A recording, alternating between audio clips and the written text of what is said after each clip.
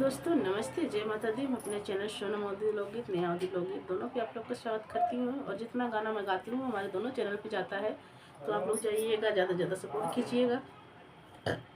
तो गला सही नहीं हो रहा है भैया, जुकाम से बहुत परेशान हैं हम लोग, लेकिन क्या करें, आप सबके लिए डालना पड़ता है गाना, तो आप सब एडजस्ट कर लीजिएगा जैसा भी लगे।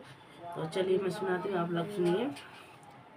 कैसे के जियरा जुड़ाई हो, राजा जा ब्या परदेसवा। कैसे के जियरा जुड़ाई हो, राजा जा ब्या परदेसवा। जा ब्या परदेसवा हो, जा ब्या परदेसवा। जा ब्या परदेसवा हो, जा ब्या परदेसवा। कैसे के जियरा जुड़ाई हो, राजा जा ब्या परदेसवा। कैसे के जियरा जुड़ाई हो, राजा जा ब्या परदेसवा। सोने की थाली में जेवना बनाए, सोने की थाली में जेवना बनाए। जेवना जहर होई जाए हो, राजा जा ब्या परदेसवा। जेवना जहर होई जाए हो, राजा जा ब्या परदेसवा। कैसे के जियरा जुड़ाई हो, राजा जा ब्या परदेसवा। कैसे के जियरा जुड़ाई हो, राजा जा ब्या परदेसवा। जा ब्या परदेसवा हो, जा ब्या परदेसवा। जा ब्या परदेसवा हो, जा ब्या परदेसवा। कैसे के जियरा जुड़ाई हो, राजा जा ब्या परदेसवा।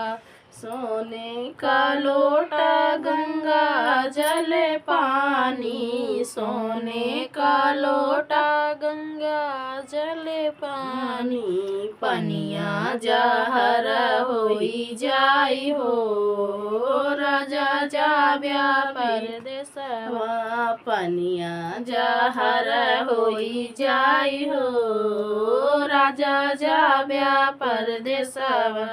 कैसे के जियरा जुड़ाई हो, राजा जा ब्या परदेसवा।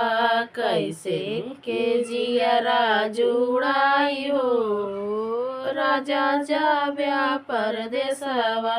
गद्दा गलैचा के से जिया लगाए, गद्दा गलैचा के से जिया लगाए। से जिया पर लगी जाई हो, राजा जा ब्या परदेसवा।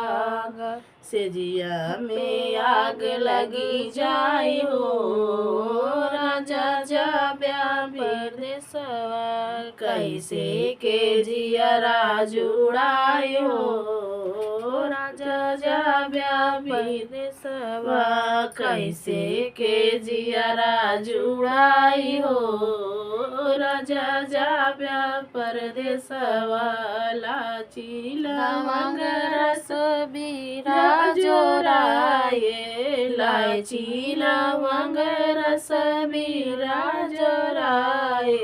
बिरवा जहर होई जाई हो, राजा जा ब्या परदेसवा। जियरा बिरवा जहर होई जाई हो, राजा जा ब्या परदेसवा। कैसे के जियरा जुड़ाई हो, राजा जा ब्या परदेसवा। तो भैया गला नहीं चल रहा है, आप सबसे माफ़ी चाहती हूँ, खांसी बीच बीच में आ जा रही है, तो उसके लिए क्षमा चाहती हूँ। आप लोग पूर्वज जरूर करिए।